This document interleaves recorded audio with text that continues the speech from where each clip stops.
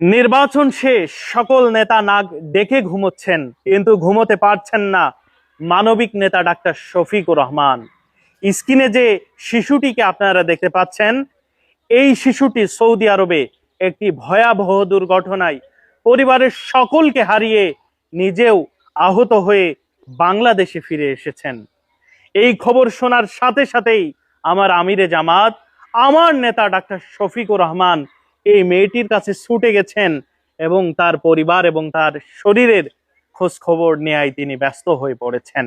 অপরদিকে আমরা দেখেছি নির্বাচনের আগে কত নেতা, কত মানুষের পরিবারের সারা জীবনের দায়িত্ব নিয়েছেন, কিন্তু নির্বাচন হয়ে গেছে তাই এই মেয়েটির দায়িত্ব কেউ নিতে চাচ্ছেন না। কিন্তু মানবিক নেতা ডাক্তার শফিকুর রহমান আর ঘুমোতে না পেরে ওই মেয়েটির কাছে চলে গেছে।